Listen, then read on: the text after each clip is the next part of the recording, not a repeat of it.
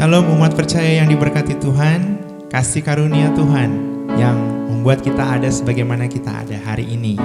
Dan layaklah Tuhan untuk dipuji dan disembah dalam segala kekudusannya. Mari kita meneduhkan hati untuk bersiap memuji dan menyembah nama Tuhan. Kita berdoa. Terima kasih ya Tuhan untuk kasih karunia-Mu buat kami, dalam kemurahan-Mu sehingga kami boleh ada di tempat ini hari ini dan siap untuk menyembah nama Tuhan. Terima kasih Roh Kudus, Engkau yang menuntun kami untuk kembali melakukan segala sesuatu dalam tuntunan-Mu sehingga kami melihat kemuliaan Tuhan dinyatakan dalam setiap langkah kehidupan kami. Terpujilah nama-Mu Bapa, di dalam nama Yesus kami berdoa dan siap menyembah-Mu. Haleluya.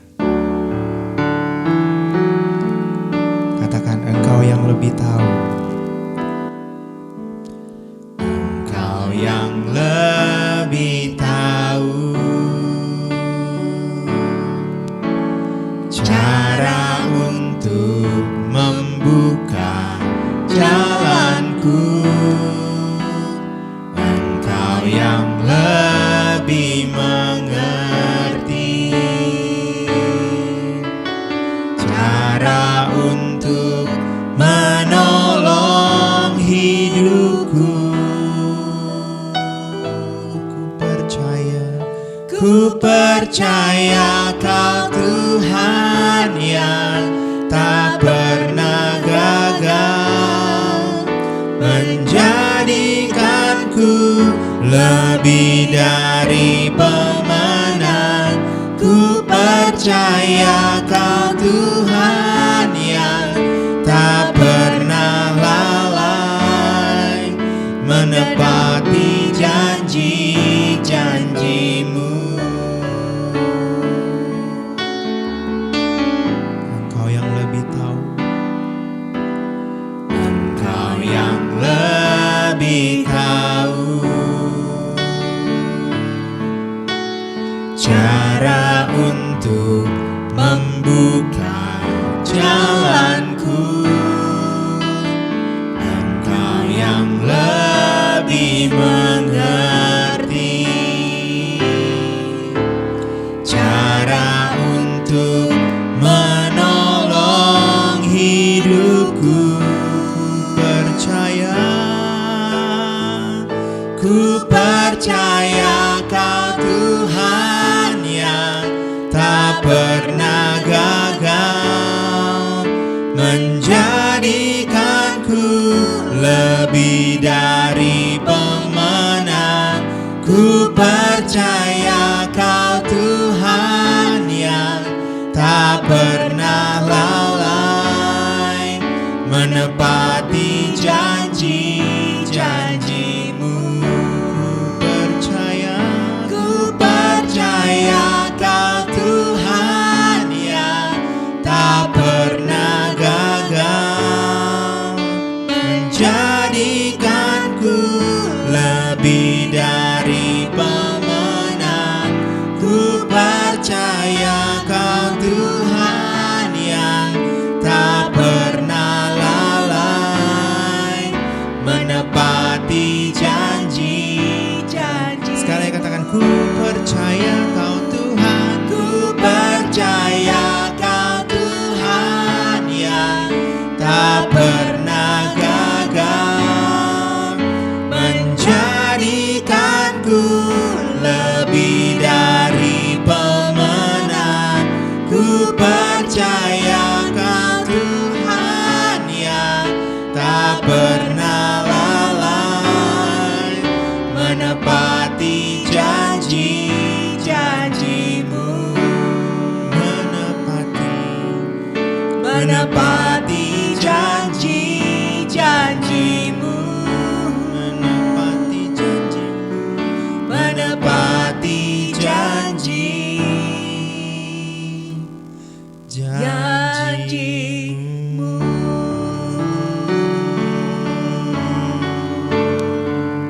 Anugerah-Mu besar. Terima kasih ya Tuhan, terima kasih buat segala yang Kau berikan. Kau genapi janji-janji yang Kau anugerahkan Tuhan.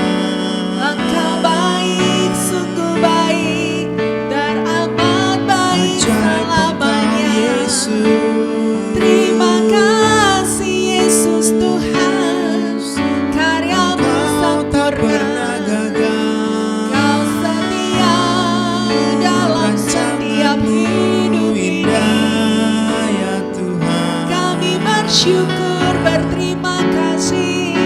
Sungguh Kami menyembah besar Kau dan Tuhan. agung Oh karya-Mu. Yesus Kristus Raja di atas segalanya. Kami sembahkan, kami puji kebesaran-Mu. Diagungkanlah Hormat Engkau kami di tempat berikan, kudus-Mu, keagungan ya kami Tuhan. sampaikan. Terima kasih Tuhan, heran dan ajaib yang Kau Hosana perbuat. di tempat yang Terkagum maha kami tinggi. melihatnya. Oh Yesus Tuhan, haleluya, Kuduslah haleluya. Glory, glory bagi-Mu Kuduslah selama-lamanya. Terima kasih Yesus. syukur hanya Haleluya. Haleluya, haleluya. hanya bagimu. Terima kasih Tuhan.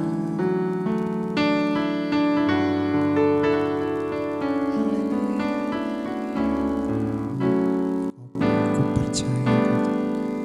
Ku percaya Kau Tuhan yang tak pernah gagal, menjadikanku lebih dari pemenang. Ku percaya Kau Tuhan yang tak pernah lalai, menepati janji-janji-Mu, menepati janji-janji-Mu, menepati janji-janji-Mu.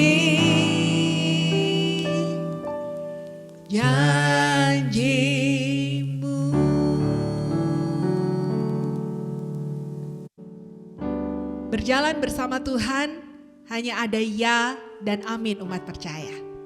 Salam sejahtera untuk Anda sekalian, senang sekali kita bisa berjumpa dalam program ini. Biarlah sukacita dalam anugerah Tuhan berlimpah-limpah di dalam setiap langkah. Umat percaya yang diberkati Tuhan, berkali-kali kita selalu diingatkan bahwa hidup di dalam Tuhan tidak pernah dijanjikan selalu baik-baik saja. Tidak senantiasa disampaikan bahwa semua keadaan akan berjalan sesuai dengan keinginan kita. Ada kalanya kita akan beranjak ke puncak, ada kalanya kita akan turun ke lembah, dan itu adalah dinamika kehidupan. Yang penting adalah bagaimana kita menyikapinya dengan bijaksana agar segala yang baik yang datangnya dari Tuhan itu kita nikmati dan rasakan dalam hidup ini. Umat percaya yang diberkati Tuhan, suatu kali dalam sebuah persekutuan kami sedang membina anak-anak muda, anak-anak remaja, bahkan anak-anak sekolah dasar bersama-sama. Dan karena ini masih masa pandemi, kita bersekutunya secara online menggunakan Zoom. Dan memang kita tahu bersama menggunakan fasilitas online itu ada saja yang bisa terjadi. Kadang-kadang terputus-putus, kadang-kadang ada yang bisa keluar masuk, terlempar istilahnya. Sampai suatu ketika ada seorang anak tiba-tiba terlempar dari pertemuan itu. Dan kemudian ketika dia masuk lagi ke pertemuan dia berkata, "Wifi ku putus, aku kelempar."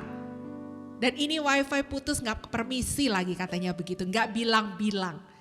Umat percaya kami tertawa mendengarkan penyampaian anak ini. Dia bilang wifi-nya putus gak bilang-bilang, gak permisi. Nah kalau kita renungkan, situasi yang seperti ini juga tidak jauh beda dengan persoalan yang kita hadapi. Tidak ada persoalan di atas muka bumi ini yang datang dalam kehidupan kita yang sifatnya permisi terlebih dahulu, umat percaya. Yang sifatnya ada pemberitahuan sebelumnya.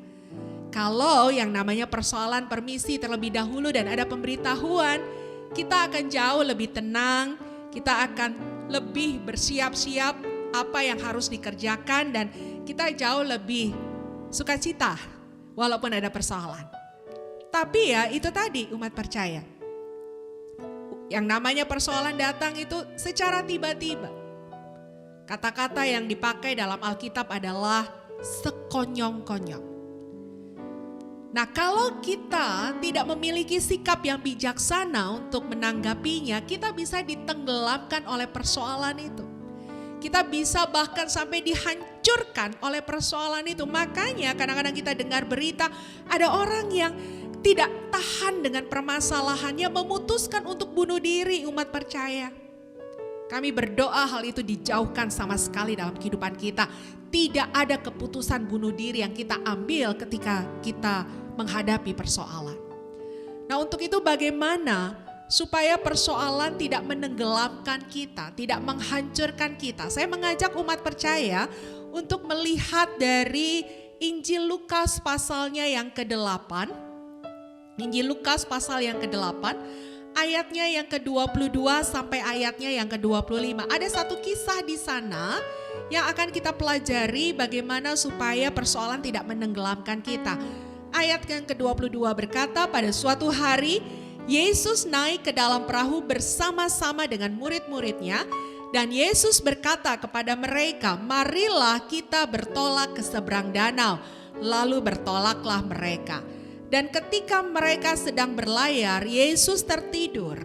Sekonyong-konyong turunlah taufan ke danau, sehingga perahu itu kemasukan air dan mereka berada dalam bahaya. Maka datanglah murid-muridnya membangunkan Yesus, katanya, Guru, Guru, kita binasa. Ia pun bangun lalu menghardik angin dan air yang mengamuk itu, dan angin dan air pun reda dan danau itu menjadi teduh. Lalu kata Yesus kepada mereka, di manakah kepercayaanmu? Maka takutlah mereka dan heran. Lalu berkata seorang kepada yang lain, siapakah gerangan orang ini? Sehingga ia memberi perintah kepada angin dan air dan mereka taat kepadanya. Umat percaya yang diberkati Tuhan, jelas tadi kita mengetahui dalam kisah ini bahwa Yesus bersama murid-muridnya naik ke sebuah perahu untuk bertolak ke satu tujuan. Jadi mereka bersama-sama, tidak Yesus sendiri, muridnya sendiri, bersama-sama. Nah, apa yang terjadi? Di tengah-tengah perjalanan ada persoalan. Dan ini bukan persoalan kecil katanya Alkitab, ini persoalan besar. Sehingga dikatakan mereka ada di dalam bahaya.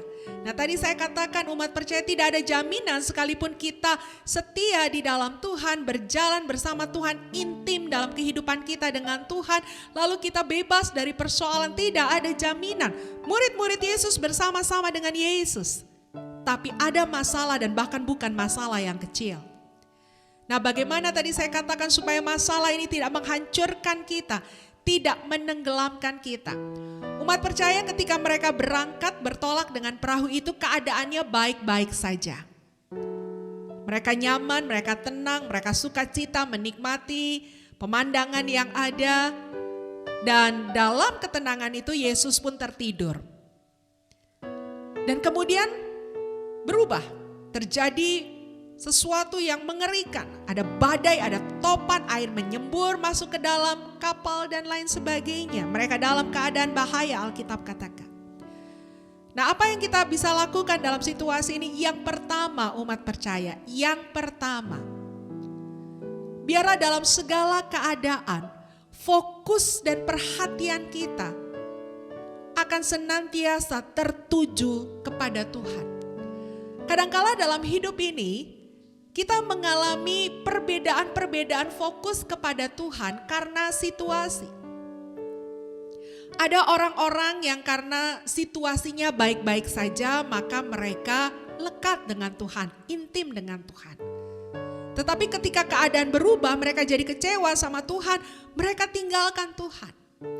Atau sebaliknya umat percaya, ketika semuanya baik-baik saja mereka lupa sama Tuhan, mereka tidak memperhatikan Tuhan. Tetapi ketika ada persoalan, ada tantangan, ada masalah, mereka begitu panik mencari Tuhan, berdoa siang malam, mengikuti semua ibadah yang ada. Nah, jangan sampai kita seperti itu adanya. Kita adalah pribadi yang dalam segala keadaan fokus kita adalah kepada Tuhan. Jangan sampai nanti ada persoalan, fokusnya jadi ke persoalan. Kita nggak lihat Tuhan.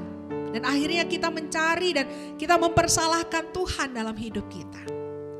Atau ketika semua dalam keadaan baik-baik saja, fokus kita juga tidak kepada Tuhan. Mungkin kepada materi yang sedang berlimpah dalam hidup kita, kepada anak-anak yang sedang menyenangkan kita, ya, kepada pekerjaan yang membawa promosi dalam kehidupan kita. Kita fokusnya seperti itu umat percaya. Tetapi saat ini belajar satu hal, supaya ketika keadaan berubah, kita tidak mengalami hal yang mengerikan atau kita tidak larut dalam perubahan yang ada. Kita tetap harus melihat, memandang, fokus kepada Tuhan. Jadi dalam keadaan baik, peribadatan kita, persekutuan kita, saat teduh kita, itu menyala-nyala kepada Tuhan. Dan nanti dalam keadaan yang tidak baik, tidak ada perubahan umat percaya. Kita tetap menyala-nyala kepada Tuhan.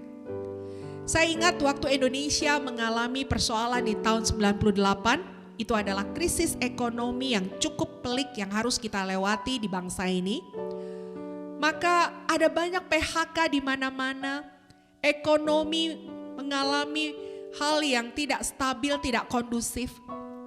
Maka di kala itu umat percaya, ada banyak anak-anak Tuhan di berbagai kantor-kantor mengadakan ibadah dan doa. Dan yang hadir begitu banyak, begitu banyak. Mereka berdoa, berseru, meminta pertolongan. Ya, dalam salah satu pokok doanya mereka minta supaya perusahaannya tetap diberkati, jangan ada pemecatan. Mereka begitu giatnya memuji, memuliakan Tuhan. Tapi ketika keadaan itu lewat, umat percaya, maka ketika kita melayani di kantor-kantor itu, kadang pengurusnya menyampaikan hal seperti ini. Bu, Pak, maaf, yang hadir tidak terlalu banyak ya. Dan kadang kita bertanya, apakah memang anak-anak Tuhan yang bekerja di kantor ini sedikit jumlahnya? Mereka berkata, oh tidak, jumlahnya cukup banyak. Tetapi mereka punya kepentingan sendiri di saat jam ibadah dilaksanakan. Ada yang lebih mementingkan mereka makan siang, lebih mementingkan menyelesaikan pekerjaan, lebih mementingkan untuk ketemu teman. Jadi mereka mengabaikan yang namanya peribadatan. Nah, umat percaya biar ini tidak terjadi dalam kehidupan kita. Contoh ini tidak terjadi. Baik dalam keadaan krisis, baik dalam keadaan sukacita, kita tetap menyala-nyala menyembah Tuhan. Jangan ada pengenduran sama sekali. Bahkan kalau perlu, semakin giat melakukan apa yang harus kita lakukan bagi Tuhan. Jadi dalam segala keadaan biarkan fokus kita terus kepada Tuhan. Yang berikutnya umat percaya. Kalau tadi Anda perhatikan kisah ini, maka mereka dalam keadaan baik-baik, Yesus tertidur, lalu kemudian gelombang besar angin ribut terjadi, dan perahu terombang-ambing, air mulai masuk dan kalau dibiarkan tanda-tanda tenggelam. Nah, umat percaya ketika mereka melihat hal yang seperti itu dan Alkitab katakan bahwa mereka sudah ada dalam keadaan bahaya, barulah mereka datang kepada Yesus dan membangunkan Yesus. Jadi mungkin kita bisa bayangkan seperti ini, waktu di awal-awal gelombang terjadi, badai terjadi, air mulai masuk, maka mereka mengerahkan tenaga mereka untuk menyelesaikan sendiri apa yang terjadi. Ketika mereka mulai kepayahan, ketika mereka mulai melihat tidak ada perubahan dan makin makin hari atau makin waktu semuanya malah tambah berantakan, mereka mulai dan baru membangunkan Yesus. Nah, umat percaya, biarlah kita belajar seperti ini. Ketika kita awal berhadapan dengan masalah, ketika itu juga kita sudah menegukkan lutut, berdoa dan datang kepada Tuhan. Jangan menunggu persoalan lewat beberapa hari, jangan menunggu semuanya semakin berantakan, dan itu seringkali menjadi kebiasaan kita. Kalau sudah kacau, kalau sudah tidak bisa kita selesaikan, kalau kita sudah kewalahan, kita baru datang sama Tuhan. Ada orang berkata begini, ya usaha dulu dong, kerjakan dulu apa yang bisa dikerjakan, baru nanti. Tidak seperti itu. Libatkan Tuhan terlebih dahulu. Dari awal mulanya kita sudah datang kepada Tuhan. Yang pertama kita minta ketenangan, baru kemudian kita minta hikmat kepada Tuhan, dan kita minta kekuatan untuk menghadapi persoalan yang ada. Akan berbeda umat percaya, akan berbeda. Kalau kita menyelesaikan terlebih dahulu baru datang kepada Tuhan, sepertinya Tuhan adalah alternatif terakhir bagi kita. Kalau yang lain gak bisa, baru Tuhan. Biarlah tetap umat percaya datang terlebih dahulu kepada Tuhan, dan kita minta tuntunannya. Yang berikutnya umat percaya, tadi juga Alkitab menggambarkan kepada kita ketika Yesus sudah dibangunkan, Yesus berkata kepada air, badai, dan menghardik mereka untuk diam dan menjadi tenang. Dan kemudian orang-orang di kapal itu terheran-heran dan takjub. Dan kemudian mereka berkata, siapakah orang ini sehingga alam tunduk kepada dia? Dari peristiwa ini mereka melihat kekuasaan Yesus. Mereka melihat kebesaran Yesus. Dan mereka menjadi tahu seperti apa pribadi Yesus. Umat percaya yang diberkati Tuhan. Biarlah kita punya cara pandang supaya masalah ini tidak menenggelamkan kita. Kita tetap kuat di dalam setiap persoalan yang ada. Miliki pemikiran bahwa apapun yang akan kita hadapi, itu akan membuat kita mengalami Tuhan, mengenal Tuhan lebih lagi, dan tahu siapa Tuhan di dalam kehidupan kita. Sehingga kalau persoalan terjadi, kita tidak menjadi panik, takut, khawatir, dan akhirnya melakukan perkara-perkara yang tidak-tidak. Tetapi yang tadi saya katakan, setiap persoalan datang, maka kita harus sadar, inilah waktunya aku akan dibawa untuk lebih mengenal lagi akan Tuhan. Untuk lebih tahu lagi apa yang bisa Dia perbuat dalam hidupku. Jadi ketika persoalan datang, kita akan tetap tenang. Kita akan sukacita, ada kekuatan untuk menghadapinya, dan persoalan tidak menenggelamkan kita. Setiap kali ada persoalan dalam kehidupan kami umat percaya, seketika kami menjadi khawatir, seketika kami menjadi takut. Tapi kemudian kami menguatkan hati dengan berkata, Tuhan, pasti ada sesuatu yang hendak Engkau sampaikan.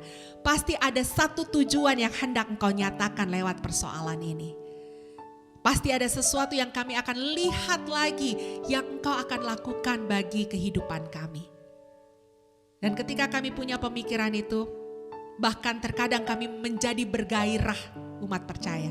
Karena kami menunggu apa yang Tuhan mau nyatakan, apa yang Tuhan mau ajarkan lagi kepada kami, supaya kami lebih cinta lagi kepada Tuhan. Nah, biarlah itu menjadi pemikiran kita ketika persoalan datang. Sehingga tidak ada di antara kita semua umat percaya yang dihancurkan oleh masalah. Kita percaya bersama Tuhan, tidak pernah ada yang gagal. Kita percaya bersama Tuhan, kita lebih daripada pemenang. Haleluya. Angkat pujian ini sekali lagi. Dengan iman katakan, ku percaya Kau Tuhan yang tak pernah gagal, menjadikanku lebih dari pemenang.